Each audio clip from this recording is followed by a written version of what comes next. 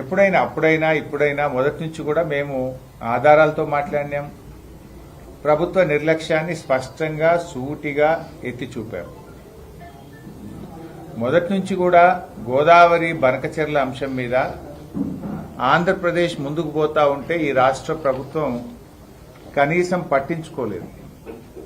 మొట్టమొదలు ఈ అంశాన్ని బయటకు తెచ్చిందే బీఆర్ఎస్ పార్టీ. 24 జనవరి 2025 నాడు ఈ అంశాన్ని మేము బయటకు తెస్తే బ్యాక్ డేట్లో ఒకరోజు ముందు డేట్తోని బ్యాక్ డేట్లో ఉత్తమ్ కుమార్ రెడ్డి గారు ఉత్తరం రాసి ఇట్లా 2-3 సార్లు కూడా అదే జరిగింది. గోదావరి బనకచెర్ల అయినా, గోదావరి నల్లమల్ల సాగర్ అయినా, సిడబ్ల్యూసీలో డిపిఆర్ పరిశీలన జరుగుతుందనేటువంటి విషయాన్ని ప్రధాన ప్రతిపక్షంగా బీఆర్ఎస్ పార్టీ తేవడం, కాంగ్రెస్ పార్టీ ఏదో మేము ప్రయత్నం చేస్తున్నట్టు బ్యాక్ డేట్లో ఉత్తరాలు రాయడం, పేలవమైనటువంటి కేసులను కోర్టులో వేయడం, విత్డ్రా చేసుకోవడం, ఇప్పటిదాకా అదే జరుగుతూ వచ్చింది. అంటే మీరు పరోక్షంగా ఆంధ్రప్రదేశ్కు సహకరిస్తూ తెలంగాణ ప్రయోజనాలను ఫలంగా పెడతా ఉన్నారు.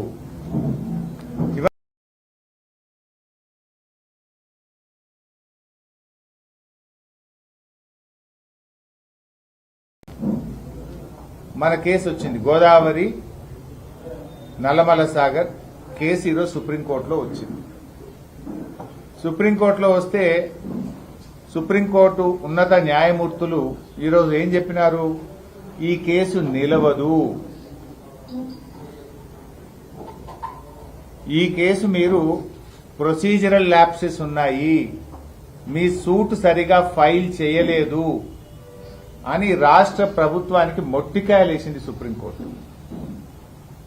మీ ఉద్దేశం ఏంటి? మీరు కావాలనే ఉద్దేశపూర్వకంగా కేసు నిలవద్దనే మీరు తప్పుడు కేసు వేసి లోపభూయిష్టంగా కేసును ఫైల్ చేసి ఇవాళ ఆ కేసు నిలవకుండా కేసు కొట్టుడు పోయే విధంగా చేసినారు.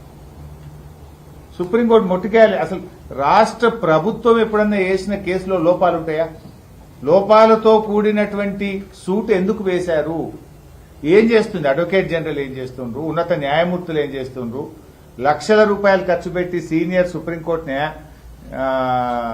న్యాయవాదులను మీరు పెట్టారు కదా, మరి ఎందుకు లోపభూయిష్టంగా? ఇది ముఖ్యమంత్రి ఆదేశాలు లేకుండా జరుగుతుందా?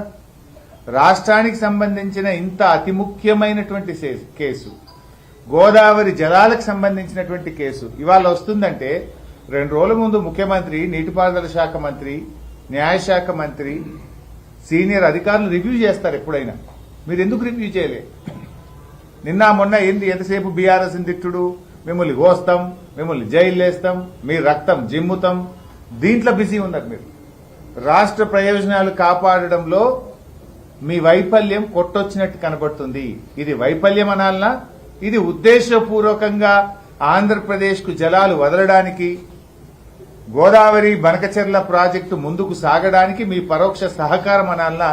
ఇవాళ మీరు సమాధానం రాష్ట్ర ప్రజలకు చెప్పాలి. ఇప్పుడు గతంలో కూడా మీరు విరిటేసినారు. విరిటేస్తే సుప్రీంకోర్టు మొట్టికాయలేసి కొట్టేసింది. రిట్టు నిలవదు, రిట్టు వేయడం తప్పు అని సుప్రీంకోర్టు డిస్మిస్ చేసింది. రిట్టు డిస్మిస్ అయితే ఇప్పుడు సూట్ వేసింది, సూట్ కూడా డిస్మిస్ అయిపోయింది. 7 నెలలుగా ఏం తమాషాలు చేస్తున్నారు మీరు? ఈ విషయాన్ని బయటకు తెచ్చిందే బీఆర్ఎస్ పార్టీ. అంటే ఈ రిట్టు కూడా ఎప్పుడు వేసింది తెలుసా? అప్పుడు గోదావరి నల్లమల్ల సాగర్ మీద ఆంధ్రప్రదేశ్ ప్రభుత్వం టెండర్లు పిలిచింది. టెండర్లు ఫైనల్ అయిపోయి టెండర్లు ఓపెన్ అయ్యేదాకా కోర్టులో కేసు వేయలే. సో దట్ టెండర్లు మళ్ళీ ఎక్కడైనా కోర్టు స్టే ఇస్తుందేమో అని 11 డిసెంబర్ 2025 నాడు టెండర్లు క్లోజ్ అయినాయి. గోదావరి నల్లమల్ల సాగర్ టెండర్లు 11 డిసెంబర్ 2025కు పూర్తయినాయి. వీళ్ళు రిట్ ఎప్పుడు వేసిండ్రు? 16 డిసెంబర్ 2025 టెండర్లు అయిపోయినాక 5 రోజులకు సుప్రీంకోర్టులో రిట్ వేసింది.